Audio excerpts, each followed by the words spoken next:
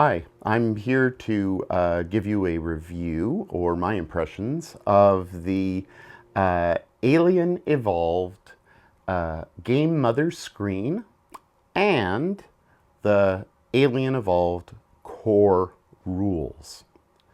I have been given review copies. I also know Dave and Matthew online, and I am being fully disclosed with that information. But I'm hoping that you trust me enough to realize that I am going to be honest in my assessment of these products. So, I'm going to start with the GM screen. Now, the Alien GM screen comes like this.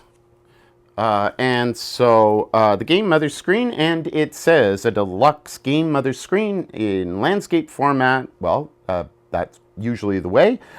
For the official Alien role-playing game, it features the look of a MUTHUR ship intelligence interface panel on the outside, and a host of useful tables and important information on the inside while keeping the GM plans hidden from the eyes of the inquisitive players.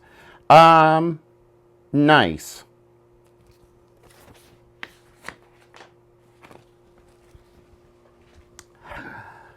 I'm not a big fan of the cover. I hope that Free League does reconsider this in future iterations or with other stuff. There's something about this kind of crappy gray and this nondescript screen that just doesn't do it for me for this. Now, does that mean you shouldn't buy it? No. I think that it is absolutely worth it. And one of the reasons is that it gives you tables, it gives you diagrams, okay? It gives you flowcharts. So that is so helpful for someone like myself who has a difficult time reading quickly and who is easily distracted. I need something where I can look at and very quickly kind of go down with the process, and that's what's provided here. Obviously, I mean, the quality is the same as all the other Free League quality of screens. They're great. I find them very good. They hold up to wear very, very well. I just don't really like the color, and it doesn't scream to me Alien. Nevertheless, the inside of it and the information that you are provided with is perfect. Now, I don't hide roles from my players. I never hide roles from my players, partly because I don't want to take crap. And people say, "Oh, well, you're fudging bowls and stuff." No, no, no. I have absolutely no problem rolling outside and rolling freely so that they can see. If I need to do something, I can roll behind the screen, but I very, very rarely do that. I'm just very open with what's there. And if they know what a 4 means in that particular table, well, good for them. They've done their homework and they got a great memory. Inside, and I'm not a big fan of kind of showing the inside of screens, because then it's kind of giving you, and I'm not a big fan either of flipping through the book. So that's why I'm sitting here with a chair and you don't see my hands over the product, okay? That's just not me. I'm much more comfortable in a nice little wingback chair. So, but you do get panic responses and you get the panic roll. And the panic responses is the biggest change in this edition, I think. Yes, you have the addition of the solo rules, and you have the addition of a life path system, both of which are the reason to buy this. If for no other reason, buy it for that. Buy it because it's clear and you can read it. and it's not covered with black space with the writing, which is just a little, well, for me, it was very hard to read, and that's why I got rid of it. Because when I bought it, I thought, oh, this is really cool. It's really like Blade Runner. Yay.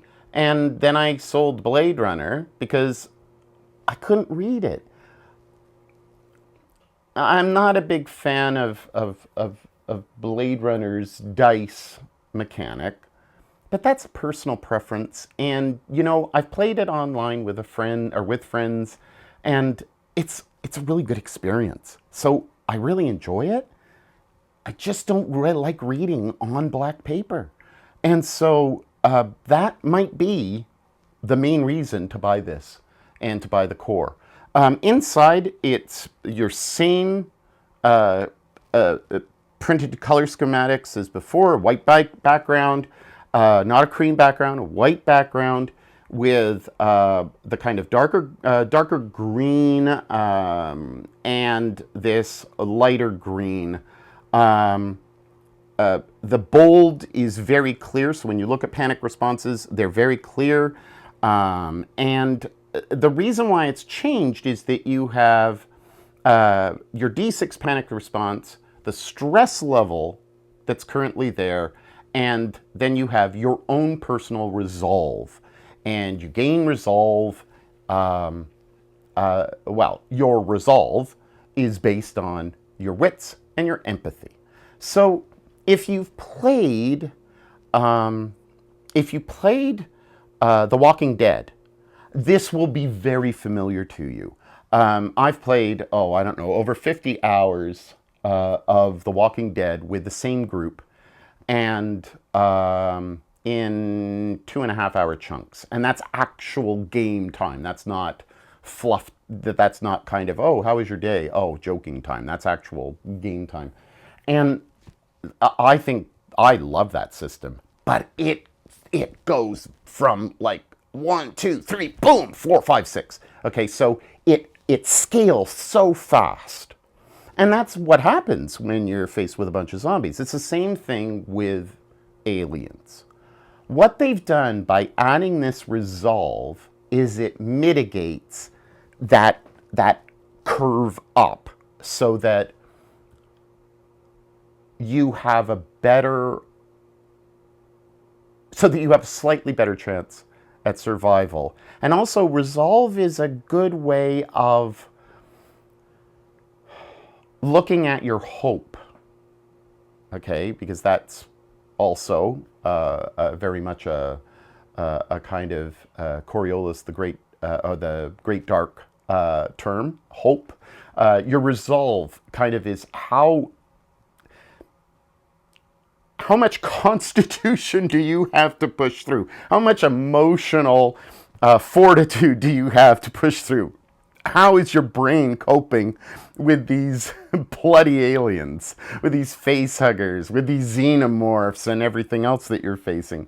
So the stress response is great. I like the way that it goes up from under 0 to up to 7.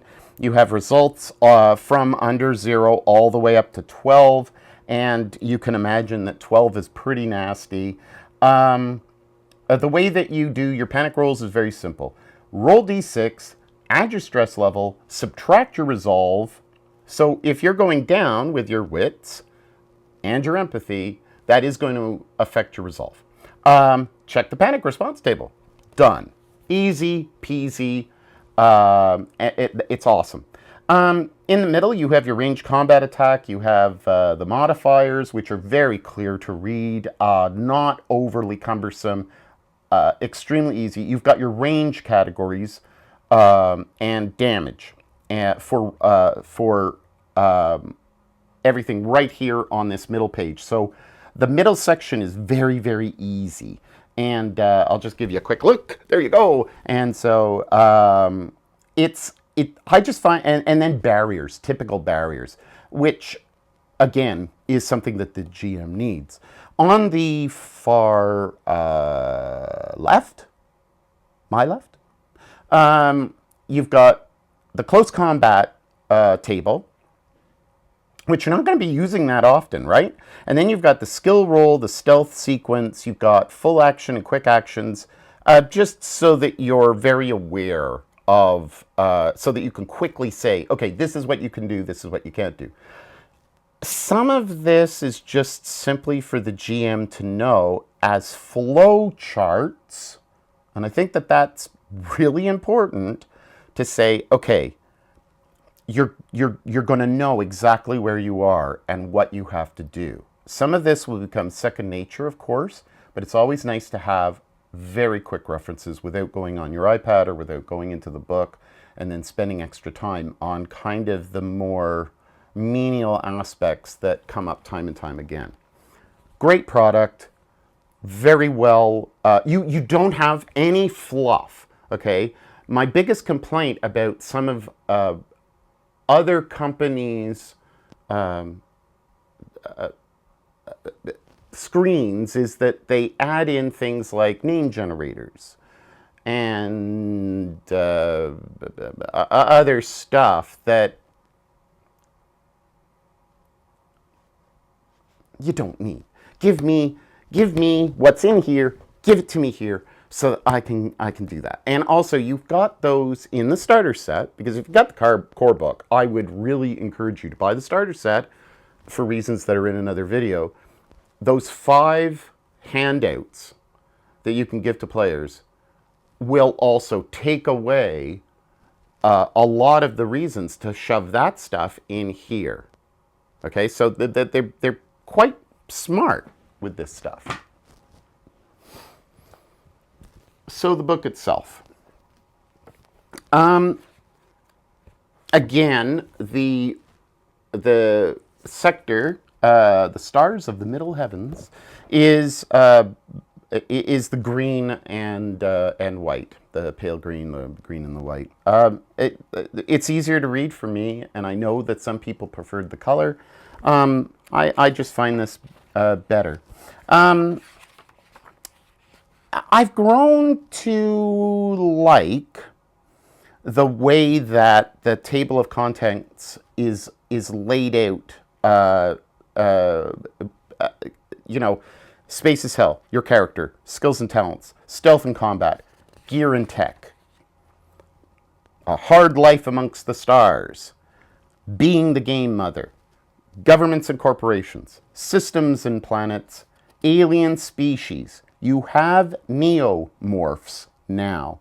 You have stage 1, stage 2, stage 3, stage 4, and stage 5 neomorphs. This is in addition to the xenomorphs and the face huggers, chest busters, Bambi bursters, drone soldiers, Praetorian, Queen, and beyond, the alien hive. So you do have some other, you do have some additional stuff which helps.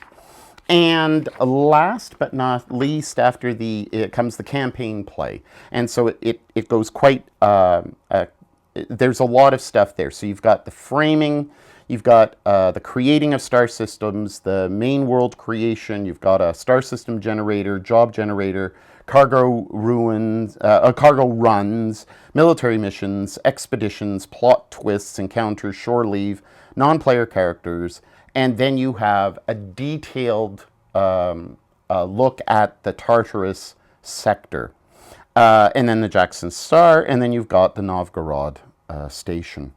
And that's great. Then you've got Life Paths. Now, Life Paths is on page 282, and it goes to 287. And you may say, ooh, that's very short. But it's packed. And I'm going to turn to that. And then you've got Last Survivor, and that's your solo. And so I'm just going to read this to you because I think that this is compelling. You've got creating your survivor. So this is solo, right? Creating your survivor. So whatever, if you're not playing solo, you've got mission starters, you've got danger levels, then you've got mother's analytics, and you've got events, checks, danger events, opportunity events, binary responses, complex responses, location details. Then you have stress and panic responses, You've got danger timers, you've got survivor timers, you've got objective timers, and then you have encounters. And so you've got all of these kind of location, setting, objective timers, choosing your approach. You've got a lot of stuff that you can utilize in your game itself. Excuse me. So I'm happy. The darkest page is Space is Hell, and it is.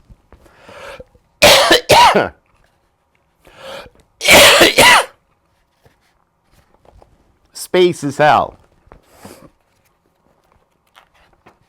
As you can see, very, very clear, very easy to read. And I'm going to pop this way. It just is very simple.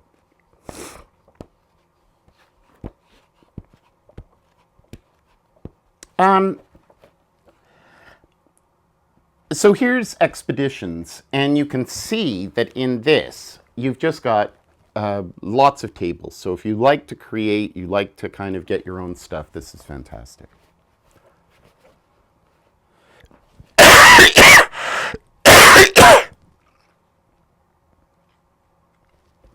Well, in between my coughing fits, I want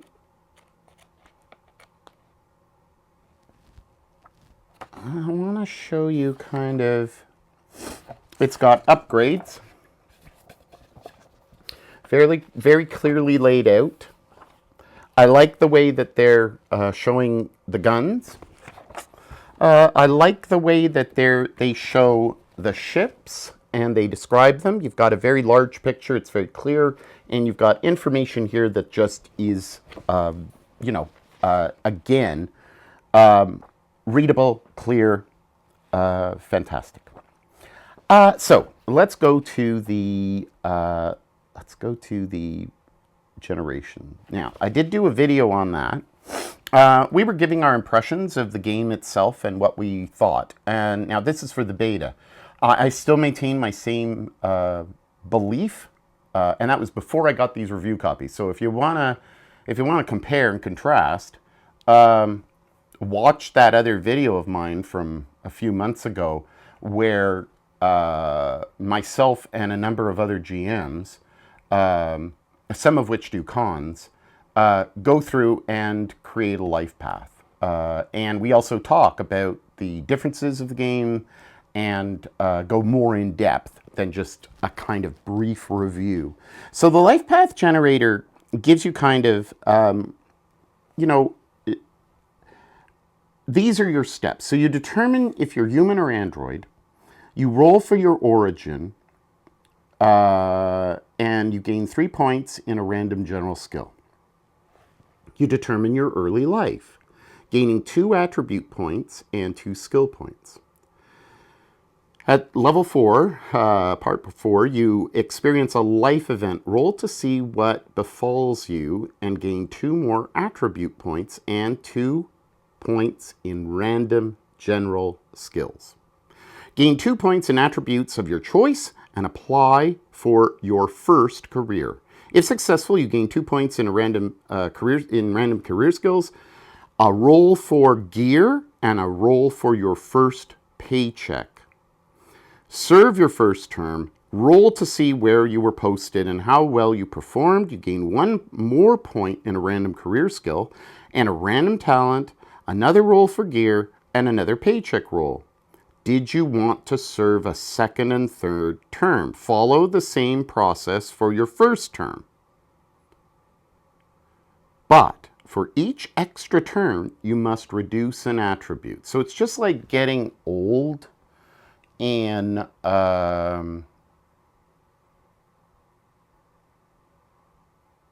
think it's Coriolis the Great Dark, or is it?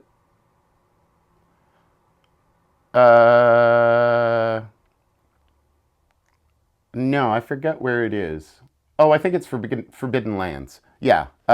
So Forbidden Lands, as you get older, you're reducing your points from starting attributes of 15, and you go down to 13. Okay, so as young, you're 15. As older, you're, as middle age, you're at 14, and then you go to 13. So it's the same type of methodology that's employed here, is that as you go to the next terms, you're getting older, and so you're losing your attribute, but you're gaining your skills, which is the same benefit that you see in Forbidden Lands, where you are gaining more skill levels and more talents as you experience life more. So you're less great in some ways, you're more great in others. Remember, when you're doing this, depending on your choices, it's probably going to affect your resolve. So you've got to be thinking about your resolve constantly. It's a new concept, so you got to think about that. Get your psych evaluation. And then the final touches, PC's name, appearance, age, personal agenda, signature item, buddy, and rival. These options are absolutely fantastic. Your early life, your life events, they're D66, and it looks as if you've got a fair number. I haven't counted them exactly, but it's a good selection. Your general skills, again, a very good selection of everything. You're rolling a D66, so you're keeping with this D6 method. You've got favors, disasters. You've got career postings, your psych evaluation. So to give you a bit of a view of your psych evaluations, you're dangerous, unstable, volatile, prone to psychotic outbursts. You can have night sweats, nightmares, distressing outbursts, temperamental, and self-pitying. You can also be invested in their work, keen, ambitious, worthy of promotion, and zealous, enthusiastic. So it just gives a kind of if you're rolling, you want to have that randomness, and you want to play a character in a random way. The life path is massive and really, really good.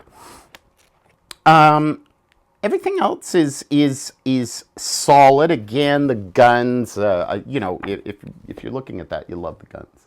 The ship combat. Now, I just don't know how I feel about that, because I don't think that I would use that. Now, if I'm going to do a ship combat game, I'm probably going to do Coriolis the First Edition, if I'm going to do it in space. I'd go back to Coriolis Third Horizon. I would use those rules for ship to ship. In this, I don't think that it's bad. I just don't see the point in Alien. Now, I am going to try it out when I play this with my group, to have the ship to ship. So I'll have a better understanding of how it plays out. I don't know how it's played out at this point. But looking at the way that you're doing chases and stuff, I can see it being... I could see it being compelling for certain groups. Obviously, Coriolis the Great Dark, again, is not really geared toward that, though you can employ it with that game. I don't think that that's an issue. Now, I do have little post-it notes, not on my pad. So, there has been a change. So, you're rolling... it used to be you'd roll your mobility versus observation as an opposed roll. But the opposed roll now is both of you roll observation, and whoever gets the most sixes wins. So the higher amount wins. I think that that to me is kind of one of the bigger changes. The mobility versus observation, space combat. Again, I don't know. But it's not. Again, it's not a deal breaker. If you're watching this, you want to know: do you think you should buy this? I think you should buy it. I I want to play it now. When I had the first edition, I wanted to play it, but I found it. I just simply put, I found the reading too difficult. And you may say that's lame, and maybe it is, but because it's the content, right? But even reading the PDF, which I thought would be better because I can blow it up, no. And the same was true for Blade Runner. For me, it was an obstacle. For you, maybe not. But in terms of what the greatest strengths of this are, is it's compact. It adds different ships. It adds different content. It does literally expand upon the world. It gives you more, and it gives it to you in a clearer, more concise way. I think that what Free League is doing in terms of their company is an evolution, and in terms of where Thomas is looking at various games that are being published, not just the IPs that they have currently and the ones that will be announced, I'm sure, and their original games, and hopefully we'll get something original from them soon, like something new and original, or maybe a new edition of Mutant Year Zero. They're learning from our responses, from responses that I think are critical in the positive, critical way. Critical, not criticism.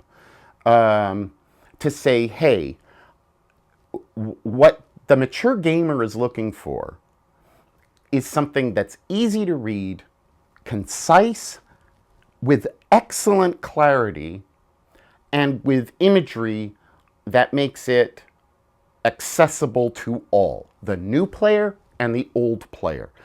That in itself makes this product better than the other product, because they've taken into consideration not graphic design for the sake of graphic design. So I love Morkborg.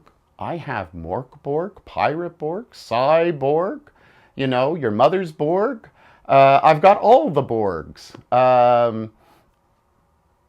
But I find them impossible to read. So I'm very appreciative that we have a PDF that's just stripped down and just the facts. Thank you very much. I think that with Alien in their first iteration, they were really enthusiastic to show you the darkness of the world. This is not a game that you play expecting to survive. And if your players don't understand that, then they shouldn't be playing this game. This is not the game you were looking for. This game is going to involve internal conflict, conflict between players, between characters. The players need to know this in advance so that it doesn't expand to the table, so that players are in conflict, but their characters are in conflict. So you may end up with somebody killing another player.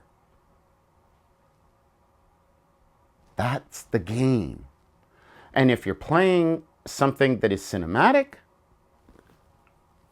your party members are going to die. You are going to die. How the game mother expresses that is in a highlighted form. So you need to be, you need as a game mother to make this a moment to remember. And ultimately, you want that moment to be at points where the person is not sitting around doing jack for 2 hours. So if I were you and you're a game mother and you're leading a group and a player dies very quickly for some ridiculous reason, give them an NPC to play out. It's like board games. You've got you've got Ameritrash, you've got Euro games, and the reason why they have this moniker for previous games is that you can die, or your character does something stupid and you're out of the game, and then you're out of the game for hours while everybody else is enjoying themselves. Monopoly, you go bankrupt, that's it, you're gone. Everybody else continues to play, and you go and buy the snacks or get the beer or whatever. This game, you're going to have the same type of response. You are not going to have a party continue to the end. So just be aware of that. If this is your first, if this is your first ride with Alien, this is like the movie, and survival. It's survival of the fittest. Play a female character. Usually, one survives. I don't like the look of the game screen. Minor. The internals are what you want. You don't care what you're looking at. You're not the players. I would choose something different next time. But as I've just said, Free League are learning.